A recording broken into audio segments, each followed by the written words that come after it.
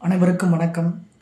இன்னைக்கு மே 20ஆம் தேதி கவிஞரும் எழுத்தாளரும் நாடக ஆசிரியருமான சுமித்ரானந்தன் பந்த் இந்தி இலக்கியத்தின் சாயாவாதி யுகத்தின் 4 முக்கிய தூண்களில் ஒருவரும் கவிஞரும் எழுத்தாளரும் நாடக ஆசிரியருமான சுமித்ரானந்தன் பந்த் பிறந்த தினம் இன்று மே 20 செவ்வாய்க்கிழமை.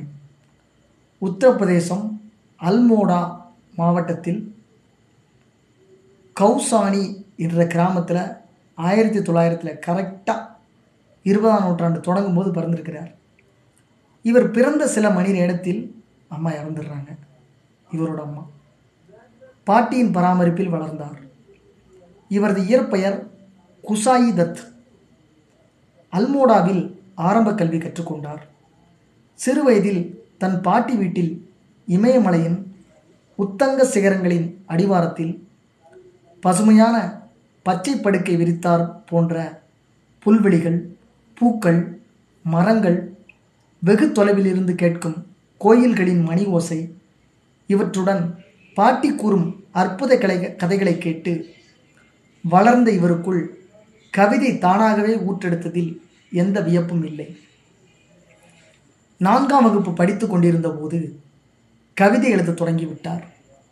பாலகனின் கவிதை ஆர்வத்தை கண்ட பள்ளி ஆய்வாளர் புத்தகம் ஒன்றை பரிசீலித்தார். இலக்கிய ஆர்வலர்கள் ஒன்று சேர்ந்து ஆரம்பித்த சுத்த சாகித்யிக் சமிதி என்ற நூலகம் இந்த கவிஞரை பட்டை தீட்டியது. அந்த நூலகத்தில்தான் தலை சிறந்த இலக்கிய மேதைகளின் புத்தகங்களை படித்தார். பள்ளி பருவத்தில் அல்மோடா, அக்பார் மற்றும் சுதாகர் என்ற 2 கையெழுத்து பத்திரிகைகளில் கவிதைகள் எழுதி வந்தார்.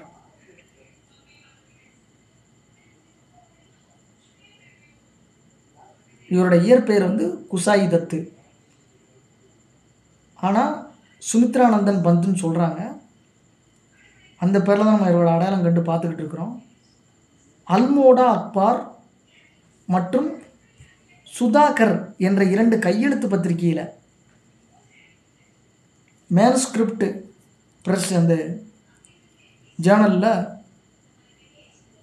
நியூஸ் பேப்பரில் எழுதியிருக்கிறார், கவிதை எழுதியிருக்கிறார். 16 வயதில் 200 பக்கங்கள் கொண்ட ஏக் கிலவுனா என்ற நாவலை எழுதினார். 1918ஆம் ஆண்டு முதலுலகப் போர் முடிகிறது.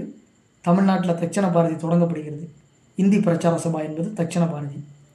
1918 முதலுலகப் போர் முடிகிறது. 1914 முதலுலகப் போர் தொடங்குது.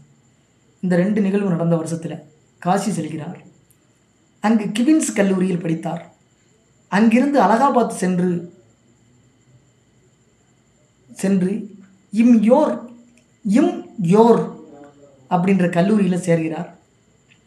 1926இல் இவருடைய புகழ்பெற்ற காவிய தொகுப்பு பல்லவ் அப்படின்றது வெளிவருகிறது. 1938 ரூபாப் என்ற மாத பத்திரிகையை வெளியிட்டார். 1955 முதல் 1962 வரை வானொலி நிலையத்தில் பணிபுரிந்தார். நம்ம சுதந்திரம் கிடைச்ச பிறகு முதல்ல நடந்த போர் இந்தியாவுக்கும் வெளிநாட்டுக்கும், அது நல்லா தெரிஞ்சு வச்சுருக்கணும். அது எந்த நாடு? பாகிஸ்தான், சைனா, இது 2ல் ஏதோ ஒன்று தான். அது நல்லா தெரியும். அது நீங்கள் உறுதி பண்ணிக்கோங்க.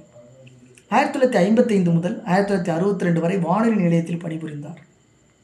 இளைஞராக இருந்தபோதே தன் வாழ்க்கையின் லட்சியமே எழுத்துதான் என்று முடிவெடுத்தார். இந்தி இலக்கியத்திற்கு இவரது பங்களிப்புகளுக்காக 1961 பத்ம பூஷன் விருது, 1968 ஞானபீட விருது, சாகித்ய அகாடமி விருது மற்றும் சோவியத் லேண்ட் விருது ஆகிய விருதுகளை பெற்றார். 1921 காந்தியடிகளின் ஒத்துழையாமை இயக்கத்தால் கவரப்பட்டு கல்லூரி படிப்பை பாதியில் நிறுத்தி கொண்டார். தனது பெயர் இவருக்கு பிடிக்கவில்லை என்பதால் தானே சுமித்ரானந்தன் பந்த் என்று சூட்டிக்கொண்டார். வீட்டிலேயே இந்தி, சமஸ்கிருதம், வங்காளம், ஆங்கிலம் ஆகிய மொழிகளின் இலக்கியங்களை பயின்றார். புதுயுக கவிதைகளின் வளர்ச்சிக்காகவே பிறந்தவர் என போற்றப்பட்டவர். பல்வேறு சமூக பொருளாதார சூழல்களை ஆழமாகவும் நுட்பமாகவும் புரிந்து கொண்டவர் இவர். இது இவரது படைப்புகளிலும் பிரதிபலித்தன, இவரது படைப்புகளிலும் பிரதிபலித்தன என்பது ஒரு தகவல். இது யுகத்தின் அருவி, புது யுகத்தின் அருவி, பனி, பூ, கொடி, தேனி, பட்டாம்பூச்சி, காலை கதிரவன், குளிர்ந்த காற்று, மாலை, இரவு இப்படி அனைத்தும் இவரது படைப்புகளில் இடம்பெற்றன.